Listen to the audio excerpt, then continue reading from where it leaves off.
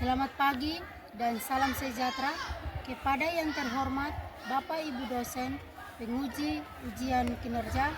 Perkenalkan, nama saya Tersia Nunuhitu SPD, mahasiswa PPG Guru Tertentu tahap 3 tahun 2025 di LPTK Universitas Flores, program studi Bahasa Indonesia dengan NIM 20258290, asal sekolah UPTD SMP Negeri 3 Rote Barat Daya, Kabupaten Rotendao, Provinsi Nusa Tenggara Timur. Pada hari ini, Selasa 4 November 2025, saya akan melaksanakan praktek pembelajaran dalam rangka penilaian uji kinerja. Sekian dan terima kasih. Selamat menyaksikan. Selamat pagi anak-anak. Selamat pagi, Bu. Apa kabar hari ini? Baik. Sebelum kita mulai, minta salah satu dari anak-anak untuk memimpin kita dalam doa.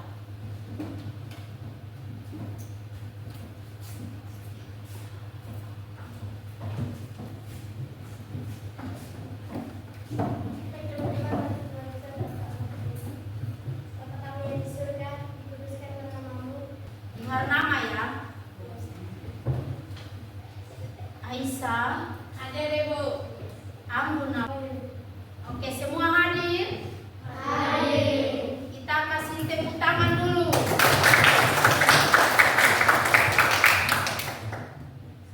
Ya. Sebelum kita mulai materi kita, Ibu mau tanya dulu, masih ingat materi kemarin? Masih. Masih ingat materi kemarin? Masih. Kemarin tentang apa kalau masih ingat? Deskripsi. Tentang? Teks deskripsi. Ya. Ada yang tahu deskripsi itu apa? Farhan. Untuk kita masuk dalam materi yang berikut. Jadi materi yang berikut itu ada dua tujuan. Tujuan, coba semua baca.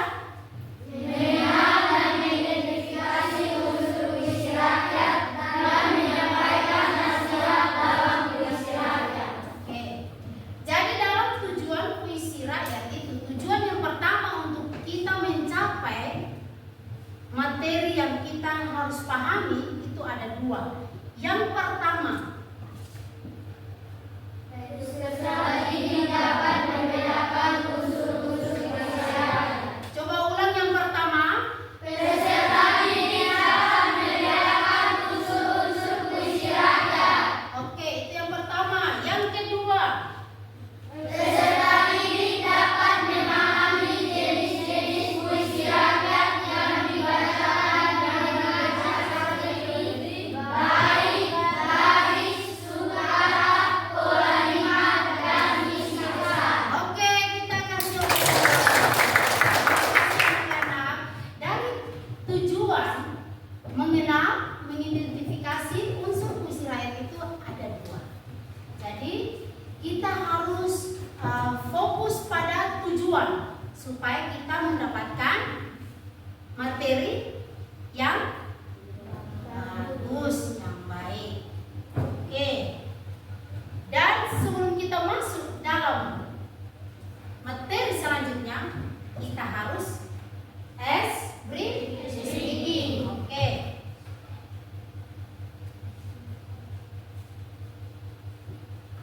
Ya. Oke. Kalau begitu Ibu minta semua berdiri. Semua harus berdiri. Oke, masih ingat speakingnya? Oke.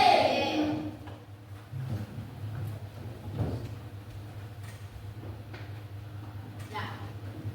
Ibu hitung ya. 1, 2, 3. Tepuk 1. Kita masuk dalam kegiatan inti, yaitu pembelajaran apa? Pembelajaran berdiferensiasi. Oke.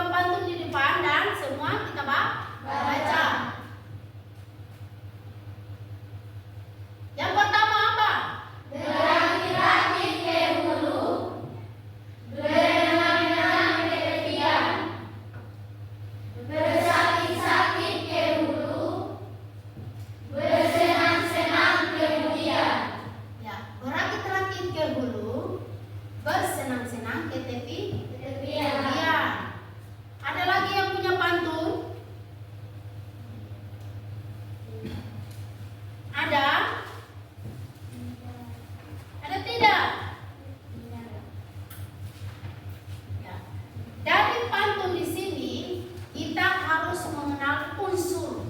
Mana yang termasuk dalam unsur dan mana yang termasuk dalam isi. Ya. Tentu pantun itu tidak asing lagi bagi kita, oke? Pernah mendengarkan pantun? Berarti pantun itu tidak asing lagi ya?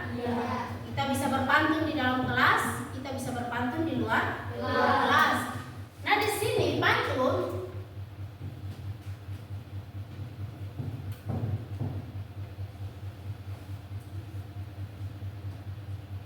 ya, pantun itu adalah apa? Ya? Pantun itu apa?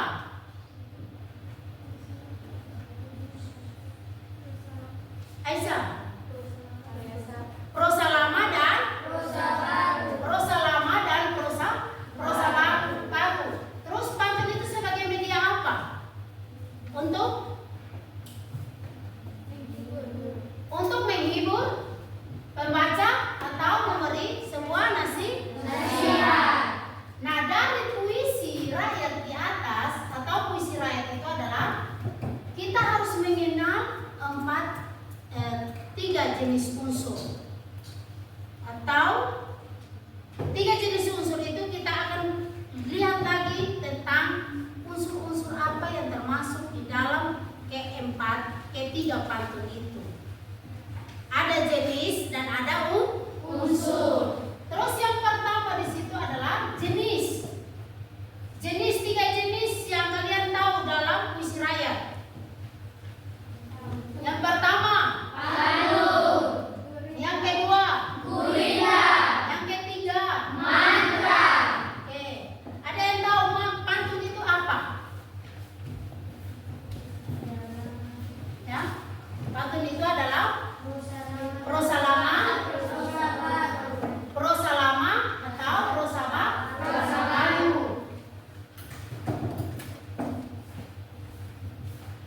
Pantun adalah karya sastra atau jenis puisi lama yang dibuat untuk apa? Dengan tujuan. Misalnya seperti apa? Memperkenalkan nilai-nilai masyarakat. Contoh pantun.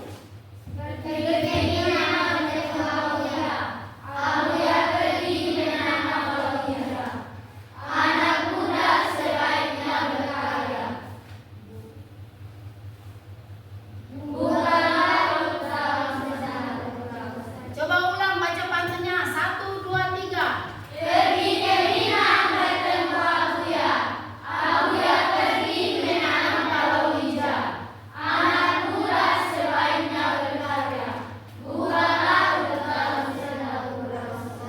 Ya, dari pantun yang ada di papan yang kita sudah baca dan kita mendengarkan, mari kita lihat mana yang termasuk dalam isi dan mana yang termasuk dalam sampiran. Ada yang masih ingat?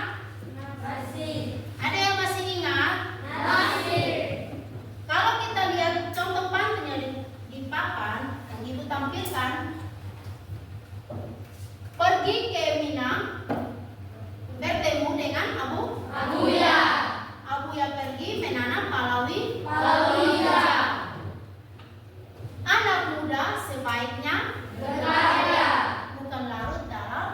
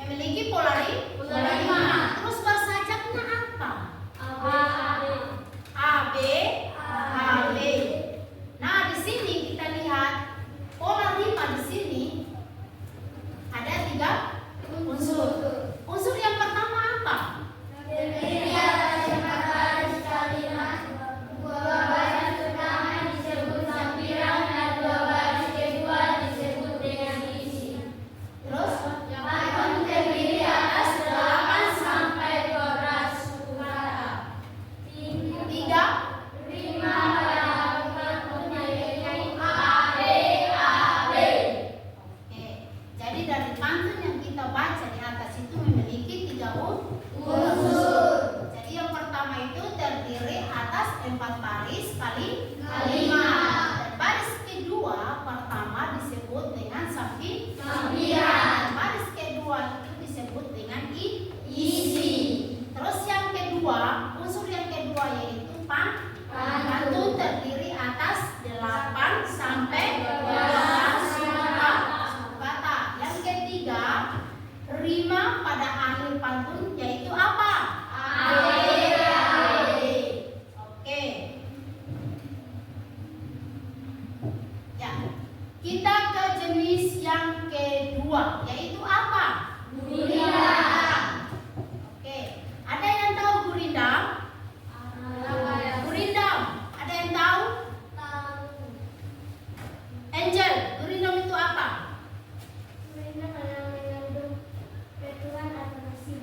Ada lagi yang lain? Gurindam itu apa? Hendriksen. Ya. Gurindam adalah karya sastra lama yang digunakan untuk menyampaikan nasihat melalui media. Contoh gurindam. Barang siapa bertanya, maka tanya pada ahlinya. Barang siapa mencari ilmu, maka carilah pada guru.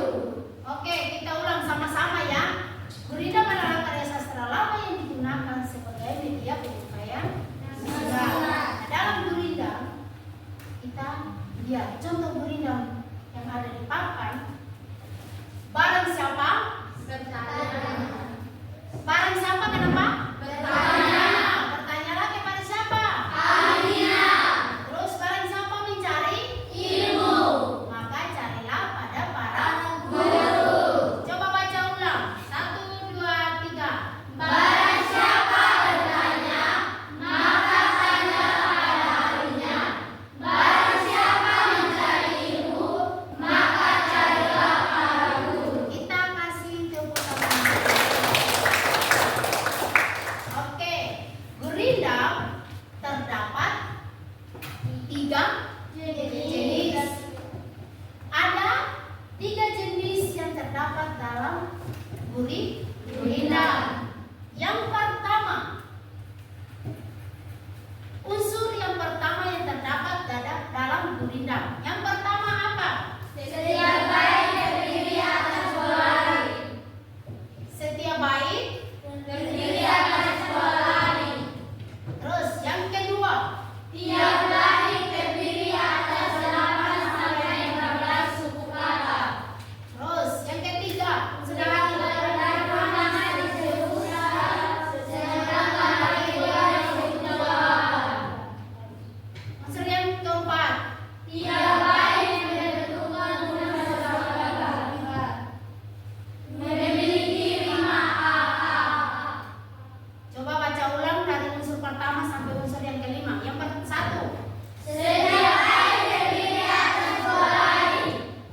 yang kedua, Tiap baik terdiri atas 8 sampai 15 suku kata.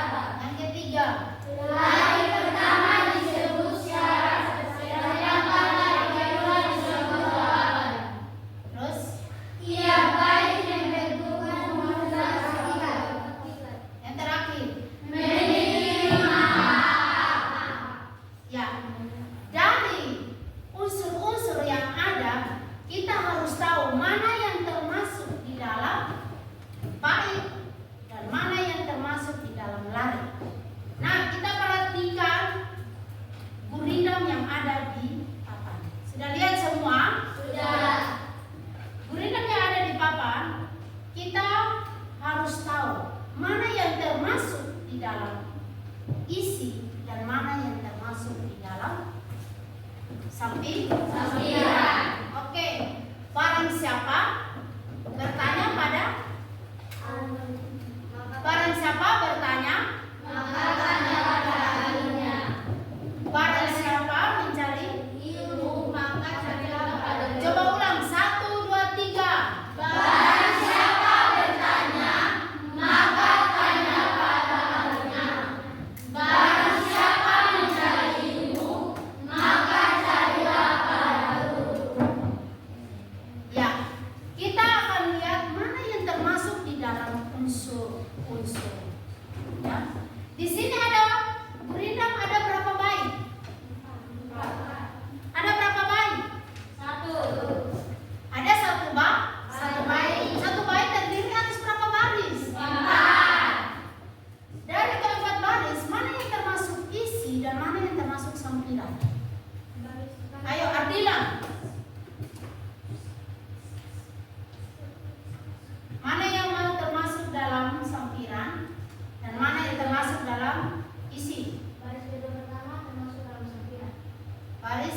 dua pertama termasuk dalam sambiran. Terus ada lagi yang lain? Aisyah.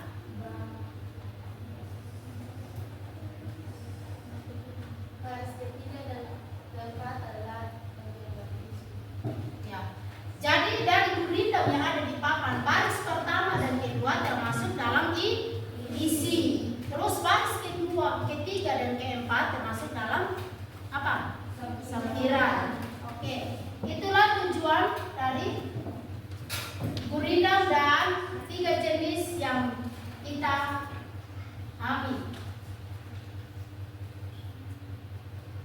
Terus jenis yang ketiga ada apa? Jenis yang ketiga ada apa? mantra. Jenis yang ketiga dalam puisi rakyat itu ada mantra. Ada yang tahu mantra itu apa? Oke, mantra itu apa? Farhan. Mantra adalah puisi lama yang dipercaya memiliki unsur gaib. Ada lagi yang lain? Kesha. Mantra adalah puisi lama yang dipercaya memiliki gaib. Ya, jadi mantra itu bisa dimaknai sebagai kalimat yang memiliki nilai apa? Nilai apa? Spiritual. Tentang doa. Ada gaib. Kalau mantra berarti dia bicara tentang spiritual. Ya. Kita lihat contoh mantra yang ada di papan. Yang pertama, baris yang pertama. Bilang-bilang sekali-kali, malam kepada pagi, air susu keluasan menjadi, aku sabar tidak berbunyi. Coba ulang, 1, 2, 3. Bilang-bilang sekali-kali, malam kepada pagi, air susu keluasan menjadi. Ulang lagi 1 kali karena tidak semangat. 1, 2, 3. Belang-belang sekali-kali, malam kepada pagi, air susu keluasan menjadi, aku sabar tidak berbunyi. Oke, 1, 2, 3. Masih semangat? Masih, Masih semangat? masih. Oke, masih semangat, tapi Ibu lihat ada yang kayak mau mengantuk. Berarti kita tepuk semangat. Kita lanjut ya. Ya, jadi dari mantra ya kita sudah tahu makna dari mantra. Nah, dari mantra itu kita sudah tahu mana yang termasuk isi dan mana yang termasuk dalam sampiran. Jadi dari mantra itu ada 4 unsur. Unsur yang pertama, ada yang tahu?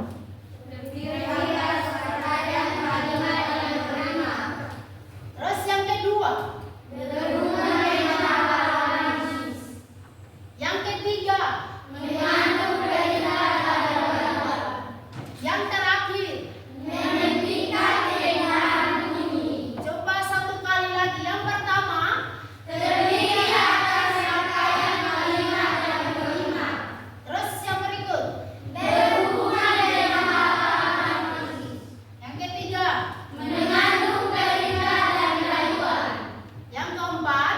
menghentikan keindahan bunyi. Dari mantra yang ada di atas itu dia ada 4 Unsur. Jadi unsur yang pertama kalian sudah tahu, dan setiap baris,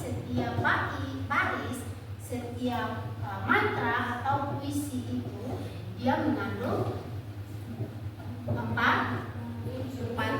unsur. Jadi dalam mantra setiap bait itu memiliki 1 bait 4 baris. Bait yang pertama itu termasuk bait yang pertama dan kedua itu termasuk isi. Terus bait yang ketiga dan keempat itu termasuk dalam sampiran. Oke, terima kasih. Dari materi tadi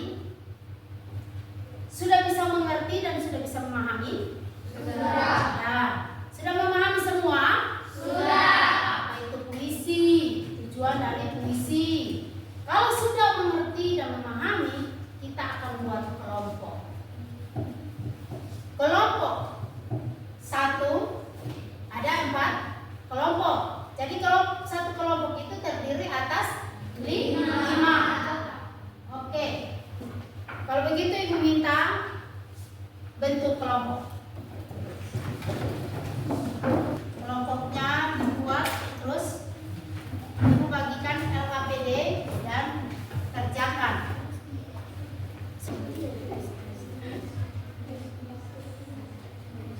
Ya. Perhatikan, diskusi lagi 10 menit. Jadi harus ya, perhatikan sini. Kita akan mempresentasikan setiap kelompok dengan hasil kelompoknya masing-masing. Oke. Sebelum itu, bagaimana saya membacakan puisi 1 sampai puisi 4. 1. Syair burung busuk. Dengarkan formula rencana disurat oleh dalamnya. Karangan jangkau banyak artinya, dari sada paham dari tujuan. Dari hari sangat lorong dikarenakan syair seekor burung. Selanjutnya puisi pertama, jumlah bait itu 5 bait, jumlah baris tiap bait 4 baris, jumlah suku kata tiap baris 4 suku kata, pola rima a. Isi puisi, karangan jangkau banyak tak benar daripada paham belum sempurna. Terus Kesimpulannya itu banyak orang kita kenal, tapi belum tentu mereka sempurna. Puisi 2, gelang-gelang si gali-gali meruput kepala padi. Air susu ke ruasanmu, jadi aku sangka tidak peduli. Menangis mayat di pintu kubur, teringat badan tidak sembahyang. Kesimpulan, tak seseorang telah meninggalkan kita, dan kita merindukannya, maka kita akan mengingat masa yang tidak bisa diulangi lagi. Puisi 4, apabila banyak mencela orang, itulah tanda dirinya pulang. Puisi 4, jumlah bait tidak ada, jumlah baris tiap bait 2 bait, jumlah suku kata tiap baris 4 suku kata, pola rima tidak ada, isi puisi tidak ada. Kesimpulan, saat kita merendahkan seseorang, maka kita juga harus tahu apa yang kurang dari diri kita. Sekian dan terima kasih. ya. Terima kasih buat kelompok 4. Silakan dulu. Dan penutup, Ibu merefleksi dulu tadi hasil diskusi kalian, ya. Jadi kelompok 1, kelompok 2, kelompok 3 dan kelompok 4 semuanya itu sudah mengerti dengan materi puisi. Puisi apa? Puisi rakyat. Jadi sebelum kita berakhir, Ibu kasih tugas, ya. Ibu kasih tugas, lihat di halaman 35.